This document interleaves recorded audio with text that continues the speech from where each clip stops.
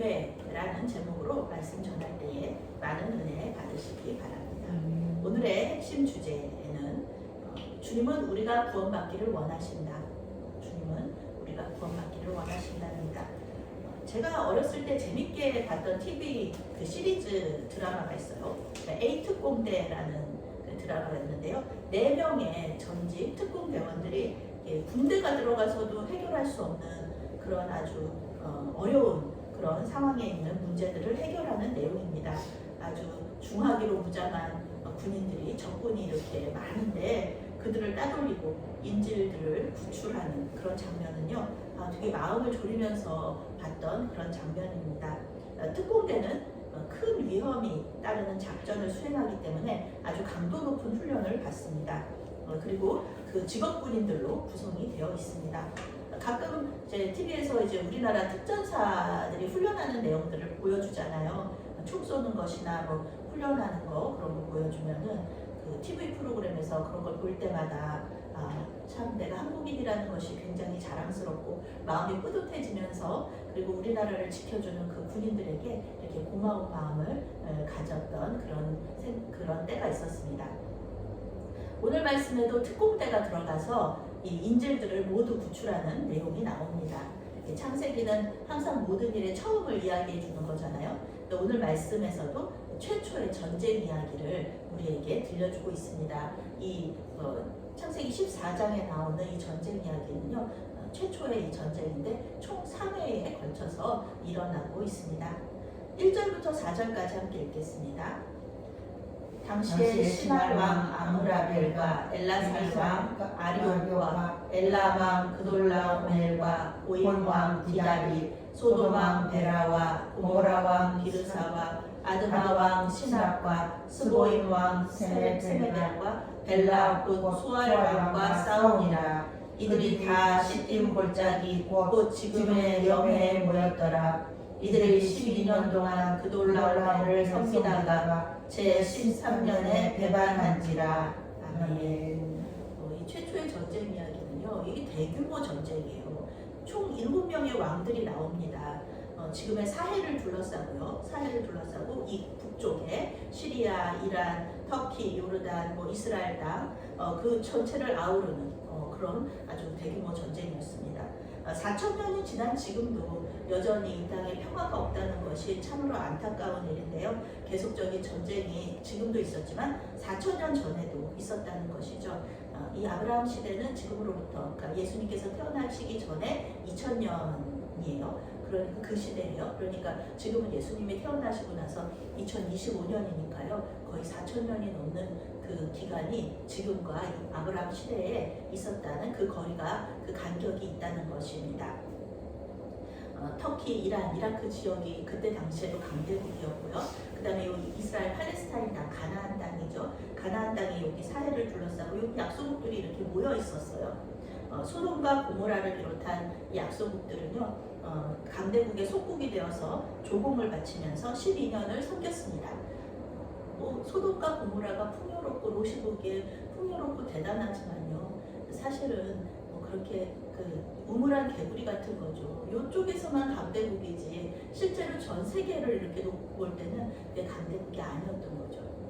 그런데 이 13년째 약소국들이 연합하여서 독립을 선포해요. 성경은 왜 이 약소국들이 강대국을 배반했는지 말해주지 않습니다.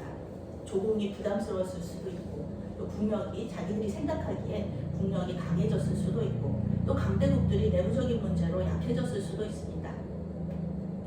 그리고 러시아와 지금의 우크라이나 전쟁처럼 누가 봐도 전력의 차이가 있지만 피할 수 없는 전쟁도 있었을 것입니다. 12년 전에 동방에 4왕들이 동맹을 맺고 쳐들어왔었죠. 시날 왕 아므라벨과 엘라살 왕 아리옥과 엘람 왕 그돌라오멜과 고임 왕 디단입니다. 지금의 터키, 이란, 이라크에 있는 아주 비옥한 초승달지대 바벨론이라고 부르는 그 지역에 있는 나라들이 동맹하고 쳐들어온 거예요. 그러니까 서방의 5왕인 세메벨과 벨라, 곧 소알 왕이 동맹하여서요, 이 소돔, 고모라, 그 다음에 아드마, 스보임, 소알 이렇게 동맹하여서 동방의 4왕과 싸운 거예요. 그렇지만 뭐 상대가 되지 않죠. 워낙에 강대국들이니까. 그래서 패배하고 속국이 되어서 이제 조국을 바쳤습니다. 그런데 12년 동안 잘 바치다가 13년째에 배반을 한 거예요. 그러니까 1년 후에 이 동방의 네 왕들이 또 연합해가지고 다시 팔레스타인 땅으로 가나안 땅으로 쳐들어온 거죠. 그리고서는 그때는 이제 이 5 왕들하고만 전쟁이 있었는데 이번에는 아주 그냥 그 가나안 땅 전체를 정복하면서 초토화시키기 시작합니다. 다시 쳐들어와서 이렇게 정복하 나가기 시작하는데 이 단순히 자기들을 배신한 5 왕들의 땅, 소돔, 고모라, 이게 워낙에 풍요로운 땅이니까 가져갈 것도 많았겠죠. 그뿐만 아니라 더 밑으로 내려와요. 사해 남쪽으로 내려와서 아말렉, 그 지역들도 다 그리고 그 가나안 땅에 살고 있던 많은 족속들을 계속 정복해 나갑니다. 그 중에는 거인족인 르바 족속도 있었습니다. 르바 족속은요, 이게 모세가 창세기를 기록할 당시에 이스라엘 백성들이 두려워했던 그런 사람들이 있었잖아요. 거인족들, 안악자손이라고 해가지고 우리는 그들이 보기에 메뚜기 같다고 막 그러면서 그들이 너무너무 크고 무섭다고 우리는 못 올라간다고 싸워도 이길 수가 없다고 그랬던 그 안악자손들이 바로 이 르바 족속입니다. 거인들이라고 아무도 못 이길 거라고 생각했지만 사실 이 르바 족속은요, 절대 강자는 없다라는 말처럼 이 거인족들이 이 동방의 네 왕들에게 전부 다 정복당해요. 아무 힘도 쓸 수가 없었습니다. 그만큼 이 동방의 네 왕들의 동맹군이 엄청 강했다는 것을 우리가 알 수가 있습니다. 그리고서는 이제 사해를 이렇게 돌면서 정복하고 다시 그냥 북쪽으로 올라갑니다. 이제 고향으로 돌아가는 거죠. 그렇게 돌아갈 계획을 세우고 올라가는데 이들이 자기들만 올라가는 게 아니라 많은 포로들을 끌고 가고요. 또 전리품들을 가지고 갔습니다. 11절 말씀부터 16절까지 함께 읽습니다. 내 왕이 소돔과 고모라의 모든 재물과 양식을 빼앗아가고 소돔에 거주하는 아브라함의 조카 롯도 사로잡고 그 재물까지 노력하여 갔더라. 도망한 자가 와서 히브리 사람 아브라함에게 알리니 그때 아브라함이 암무리 족속 마므레의 상수리 숲을 근처에 거주하였더라. 마므레는 에스골의 형제요 또 아넬의 형제라. 그들은 아브라함과 동명한 사람이더라. 아브라함이 그의 조카가 사로잡혔음을 듣고 집에서 길리고 훈련된 자 318명을 거느리고 단까지 쫓아가서 그와 그의 가신들이 나뉘어 밤에 그들을 쳐부수고 다메섹 왼편 호박까지 쫓아가 모든 빼앗겼던 재물과 자기의 조카 롯과 그의 재물과 또 부녀와 친척을 다 찾아왔더라. 아멘. 이 문제는 이 동방의 네 왕들이 건드려서는 안 되는 인지를 데리고 갔는데요. 그 사람이 바로 소돔에 살고 있던 롯입니다. 이 롯은 소돔과 고모라 근처까지 가서 살다가 이제는 완전히 소돔에 들어가서 살게 되는 거예요. 그러니까 이제는 멸망으로 계속해서 가고 있는 것이죠. 전쟁에서 얻은 전리품 중에 사람이 가장 가치가 있습니다. 당연하지 않겠습니까? 하나님께서 만드신 피조물 중에 가장 가치 있는 게 인간이에요. 사람이에요. 그러니까 이 전쟁 포로들도 사람이 가장 가치가 있습니다. 전쟁에서 포로가 된 사람들은 노예가 되죠. 외국의 그 주인을 섬기게 됩니다. 노예는 자유도 없이 주인의 마음대로 이렇게 일 시키면 일 시키는 대로, 죽이면 죽이는 대로, 살리면 살리는 대로 그렇게 살아가야 되는 존재입니다. 좋은 주인을 만나면은 그래도 살만할 텐데 나쁜 주인을 만나면은 학대당하다가 죽는 그런 경우가 비일비재했습니다. 아브라함을 떠나서 풍요로운 소돔과 고모라 땅으로 갔던 롯은 결국 소돔 땅에, 소돔 성에 들어가서 사는 그런 삶을 살다가 전쟁의 포로가 되는 비참한 상황이 되었습니다. 자기만 그런 게 아니라 자기 가족들, 자기의 친척들, 그리고 재산들 전부 다 뺏기고 이제 끌려가는 거죠. 성경은 소돔성에 하나님이 보시기에 악한 사람들이 많았다 이렇게 이야기해 주는데 롯은 결국 그 악한 성읍으로 들어가서 그 악한 사람들과 함께 살게 되는 것입니다. 그런데 아브라함은 이제 롯이 이 인질로 포로로 이렇게 끌려갔다는 얘기를 듣고 바로 동맹한 사람들과 함께 롯을 구출하려고 내 왕의 군대를 쫓아가게 됩니다. 이 아브라함은 지금 헤브론에 살고 있는데 다행스럽게도 이 전쟁에 휩쓸리지를 않았어요. 그리고 이제 아브라함은 이제 워낙에 자기 재산도 많지만 그 이웃들하고 마물의 삼형제하고 이렇게 동맹 관계를 맺으면서 평화롭게 살고 있었죠. 그런데 이 내왕들이 사회 동쪽 지역을 정복하지 않고 그냥 올라갔기 때문에 전쟁에 아무런 피해도 없이 조용히 살았는데 그런데 이 롯이 잡혀갔다, 아들 같은 롯이 조카가 잡혀갔다는 소식을 듣고 이제 그 특공대를 조직해가지고 찾으러 가는 겁니다. 아브라함과 이웃들은 전쟁을 피하고 평화롭게 자기 자신들의 그 삶을 살 수가 있었죠. 그렇지만 아브라함은 그 현실에 안주하지 않고 그 롯을 찾으러 지금 가는 거예요. 목숨 걸고 가는 겁니다. 동방의 왕들은 사해를 둘러싸고 전국 전쟁을 수행하면서 많은 재물과 포로들을 얻었고요. 그들과 함께 가야 되기 때문에 아무래도 시간이 걸리죠. 그런데 아브라함은 이제 동맹한 이웃들과 함께 자기 집에서 태어나고 자라서 훈련시킨 318명을 데리고 올라가니까요. 그러니까 뭐 이 젊은 그 군인들이 올라가니까 훨씬 빨리 올라가죠. 그래서 북쪽 국경까지 쫓아갑니다. 시리아까지 뭐 마지막에는 시리아까지 가는 거니까요. 이 가나안 땅에서 시리아까지 쭉 올라가는 거예요. 아브라함은 밤에 기습 공격을 감행했습니다. 그리고 결국 승리하여서 롯을 비롯한 포로들을 구출하고 동방의 왕들이 빼앗아갔던 재물들도 다 찾아왔습니다. 318명은요, 지금 생각하면 뭐 아이고 적은 숫자네 그렇게 생각하지만 이 4,000년 전에는 이 적은 숫자는 아니었습니다. 물론 이제 이 강대국으로 구성된 내 왕의 군대를 이기기에는 터무니없이 적은 수죠. 그러니까 아브라함의 특공대가 출동했다고 해도 이 아브라함의 특공대가 엄청 강한 이 훈련된 사람들이라고 할지라도 여기서 전쟁에 승리할 수 있었던 것은 하나님께서 도와주셨기 때문이다라는 것을 이 아브라함도 알고 아브라함의 그 군인들, 그 특공대들도 알고 이웃들도 다 아는 그런 상황이었습니다. 17절 말씀부터 20절 말씀까지 함께 읽겠습니다. 아브라함이 그돌라오멜과 그와 함께한 왕들을 쳐부수고 돌아올 때에 소돔 왕이 사회 골짜기 곧 왕의 골짜기로 나와 그를 영접하였고 살렘 왕 멜기세덱이 떡과 포도주를 가지고 나왔으니 그는 지극히 높으신 하나님의 제사장이었더라. 그가 아브라함에게 축복하여 이르되 천지의 주제이시고 지극히 높으신 하나님이여 아브라함에게 복을 주옵소서. 너희 대적을 내 손에 붙이신 지극히 높으신 하나님을 찬송할지로다 하매 아브라함이 그 얻은 것에서 10분의 1을 멜기세덱에게 주었더라. 아멘. 아브라함이 가나안 땅으로 돌아오는 길에 이 소돔 왕과 살렘 왕이 나와서 마중을 해줬어요. 영접을 해줬습니다. 특히 살렘 왕 이 멜기세덱은 떡과 포도주를 가지고 와서 힘들고 지친 아브라함과 아브라함의 군대를 위로해 주었습니다. 멜기세덱은 살렘의 왕이면서 하나님의 제사장으로서 사도 바울은 히브리서에 그에 대해서 이렇게 소개합니다. 의의 왕이요 평강의 왕이며 아버지도 없고 어머니도 없고 족보도 없고 시작한 날도 없고 생명의 끝도 없어 하나님의 아들과 닮아서 항상 제사장으로 있다. 이렇게 소개해 주고 있어요. 그래서 이 사람 굉장히 신비로운 사람이잖아요.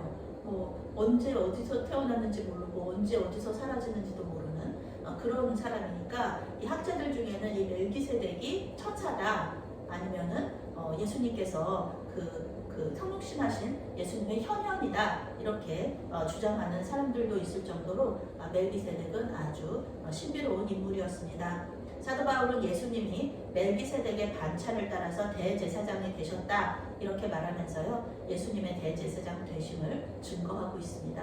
왜냐하면은 이스라엘 백성들의 그 대제사장은요 그 아론의 후예만 되거든요. 아론의 자손만 됩니다. 아론은 레위 지파죠. 그런데 예수님은 유다 지파이십니다.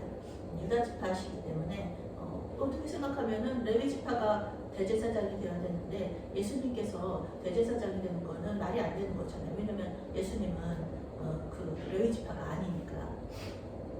그런데 사도 바울이 그러는 거죠. 예수님께서는 이 아론의 반차가 아니라 이 멜기세덱의 반차를 따라서 대제사장이 되셨다, 이렇게 얘기하는 겁니다.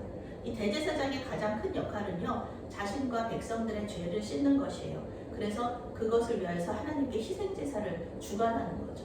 지금에 말하면 목사님이 예배를 주관하듯이 이 대제사장이 희생제사를 주관하고 그 피를 하나님께 이렇게 드리는 그런 것이죠. 예수님은 대제사장으로서 모든 인류를 위해서 이 하나님께 희생제사를 드리십니다. 그런데 그 희생 제물이 뭐냐 하면은 바로 자기 자신이죠. 죄 없으신 예수님, 바로 자기 자신입니다. 십자가에서 자기 자신을 단번에 드린 예수님의 이 희생제사, 그것 때문에 우리는 죄에서 자유를 얻게 되었습니다. 하나님과의 막힌 담이 허물어지고요, 깨어진 관계가 회복이 되었습니다. 하나님께 이제부터는 자유롭게 나가서 예배할 수 있게 되었고요, 기도할 수 있게 되었고요, 그리고 회개하고 자복하고 용서를 받을 수 있게 되었습니다. 예수님의 예수님이 아니셨다면 사실 이곳에 우리가 있을 수 없는 것이죠. 예수님께서 오셨기 때문에 우리가 하나님께 예배할 수 있는 이방인으로서 하나님의 자녀가 되는 놀라운 역사가 일어난 것이죠. 그리고 다른 것도 쉽게 말하면은 우리가 예배할 때 만약에 있을 수 없는 일이지만, 이방인이 하나님을 믿게 된다는 것 자체가 있을 수 없는 일이지만, 그렇게 될지라도 우리가 예배를 드리러 올 때는 소나 양이나 비둘기나 그런 거를 한 마리씩 가지고 왔어야 되지만, 그렇지 않다. 이제 예수님께서 단번에 자기 자신을 희생제물로 드리신 이후부터는 우리는 그냥 마음속에 예수님만 모시고 이 예배를 드리면 되는 것입니다. 멜기세덱은 이러한 예수님을 예표하는 인물입니다. 멜기세덱은 아브라함에게 떡과 포도주만 대접한 것이 아니라요, 제사장으로서 아브라함을 축복해 줍니다. 이 당시의 왕은요, 제사장의 역할도 겸하고 있어요. 제적 일치 사회니까 왕이면서 제사장인 것이에요. 멜기세덱은 천지의 주제이시며 지극히 높으신 하나님의 이름으로 아브라함을 축복합니다. 그리고 이 전쟁에서 승리하게 하신 하나님을 찬양합니다. 며칠 전에 이제 김숙정 권사님과 권사님을 축복하셨던 한 목사님에 대한 이야기를 나누었습니다. 권사님은 목사님의 축복 기도를 받은 이후부터 이 권사님의 삶과 이 가정에 복을 받았다, 그렇게 믿고 계시는 거예요. 그렇게 간증을 하시는 이야기를 들었습니다. 아브라함도 마찬가지죠. 아브라함도 멜기세덱의 축복 기도에 감사하면서 자신이 전쟁에서 얻은 전리품 중에서 10분의 1을 멜기세덱에게 선물로 줍니다. 원어적인 의미로는 자기가 가진 것들 중에서 가장 좋은 것, 가장 귀한 것들을 이렇게 10분의 1로 이렇게 바쳤다, 이렇게 이야기하고 있습니다. 21절부터 24절 말씀 함께 있습니다. 소돔 왕이 아브라함에게 이르되 사람은 내게 보내고 물품은 네가 가지라. 아브라함이 소돔 왕에게 이르되 천지의 주제이시오 지극히 높으신 하나님 여호와께 내가 손을 들어 맹세하노니 내 말이 내가 아브라함으로 치부하게 하였다 할까 하여 내게 속한 것은 실한 호락이나 들매끈 한 가닥도 내가 가지지 아니하리라. 오직 젊은이들이 먹은 것과 나와 동행한 아넬과 에스골과 마물의 분깃을 제할지니 그들이 그 분깃을 가질 것이니라. 아멘.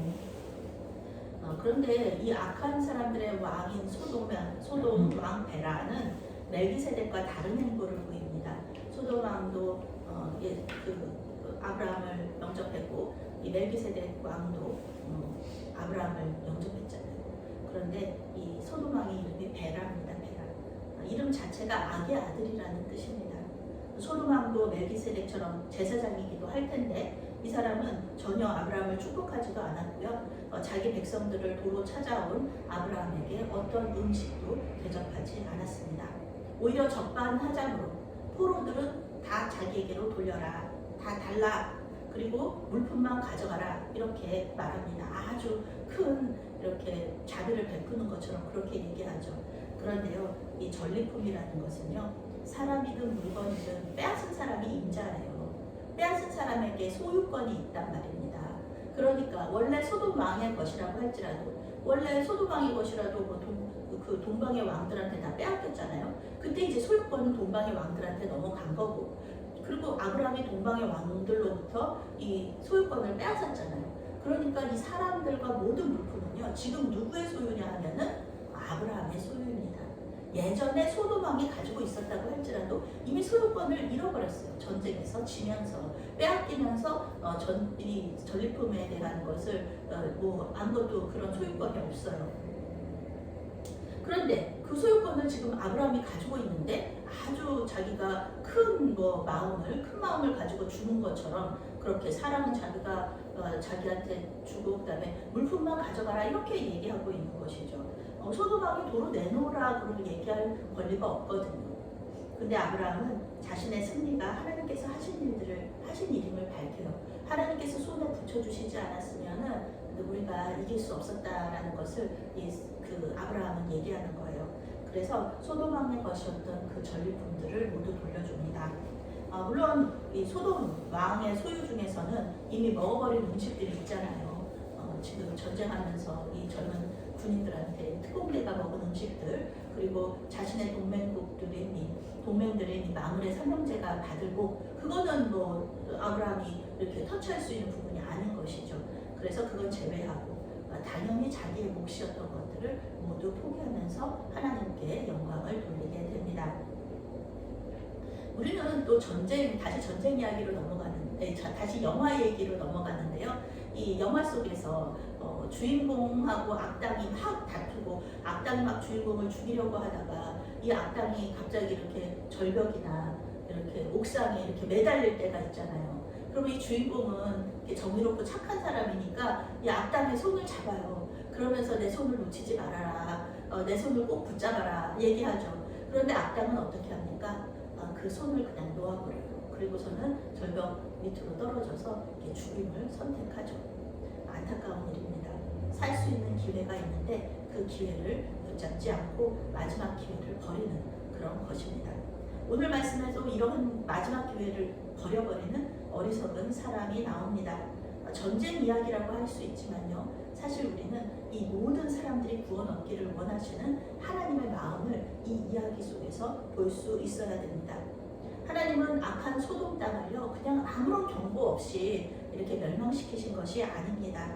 악한 니느웨 성을 구원하시기 위해서 요나 선지자를 보내셨던 것처럼 소돔을 구원하시기 위해서 아브라함을 보내신 거예요. 소돔 왕은 구원받을 기회가 있었습니다. 하나님은 소돔 왕이 멜기세덱과 아브라함의 만남을 지켜보게 하셨어요. 하나님께 복을 구하고 찬양하는 가운데 아브라함이 믿는 하나님을 알게 되고 함께 그분을 찬양하고 그분을 믿게 되는 그런 놀라운 역사가 이 시간에 있을 수 있었습니다. 그런 기회가 있었어요. 그런데 그는 그 구원의 기회를 붙잡지 않습니다. 그는 하나님보다 원래 자기의 것이었던 그 권력, 그리고 그 재물, 사람들 거기에 눈이 멀어버린 거죠. 영혼보다는 이 세상의 재물에만 관심이 있었습니다. 결국 그가 그렇게 소중하게 여겼던 땅과 사람들과 재물은 어떻게 되나요? 한순간에 불타버리게 됩니다. 오늘 성경은 아브라함의 선택을 통하여서 우리에게 가장 소중한 것이 무엇인지를 우리에게 말해줍니다. 아브라함은 세상의 재물보다 하나님의 복을 선택했어요. 그리고 이웃과 주변 사람들에게 하나님의 위대하심을 증거합니다. 소돔이라는 그 큰 나라의 백성들과 물품들을 다 가지고 있게 되면요, 아브라함이 소돔 왕과 같은 왕이 되는 거예요. 그런데 이 아브라함이 그 왕이 되는 것을 선택하지 않았어요. 그냥 하나님께 영광 돌리는 것을 선택했어요. 세상의 왕이 되는 것보다 하나님께 찬송하고 영광 돌리는 그런 삶을 선택을 한 거예요. 아브라함은 직접적으로 하나님을 믿고 구원을 받아라 이렇게 말하지는 않았어요. 그렇지만 삶과 행동으로 하나님의 그 어떤 분이심을, 하나님의 위대하심을 증거했습니다. 아브라함은 소돔 왕에게 마지막 구원의 기회를 제공하는 복의 통로가 되었습니다. 우리도 아브라함처럼 마지막 구원의 기회를 제공하는 복의 통로가 되어야 합니다. 놀랍게도 아직까지 복음을 들어보지 못한 사람이 우리나라에 분명히 있어요. 제가 아는 선교사님이신데요. 그분은 성인이 되어서 영국으로 결혼을 하러 가셨을 때 그때 처음으로 복음을 듣게 되신 거예요. 그래서 그 결혼은 못하셨지만 예수님을 만나게 되고 그리고 예수님의 복음을 증거하는 선교사님이 되셨습니다. 오늘은 사순절 넷째 주일입니다. 곧 부활절이 돌아옵니다. 이제 이 부활절을 1+1 데이로 지키려고 합니다. 우리가 한 사람을 데리고 와서 우리뿐만 아니라 한 사람을 더 데리고 와서 함께 예배하려는 그런 날이 바로 이 부활절입니다. 마지막 구원의 기회를 줄 수 있는 복의 통로가 되기 위해서 믿지 않거나 교회를 쉬고 계시는 분들을 모시고 오시면 제일 좋겠습니다.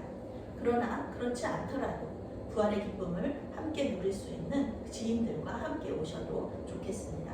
아무것도 하지 않으면 아무 일도 일어나지 않습니다. 기도로 이 1+1 데이를 준비하시기 바랍니다. 기도하면서 초청하실 때 그분이 오시든 오시지 않든 하나님께서 그 과정 가운데 함께 하시면서 우리에게 우리의 삶 속에 역사하시고 그것을 통하여서 하나님의 임재를 경험하실 줄로 믿습니다. 아멘.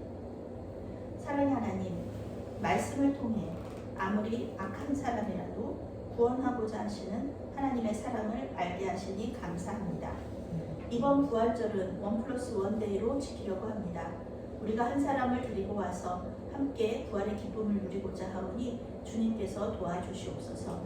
그 한 사람을 생각나게 하시고 초청하게 하셔서 이 과정을 통해 주님께서 살아계시고 우리의 기도를 들어주심을 알게 하여 주시옵소서. 예수님의 이름으로 기도합니다. 아멘.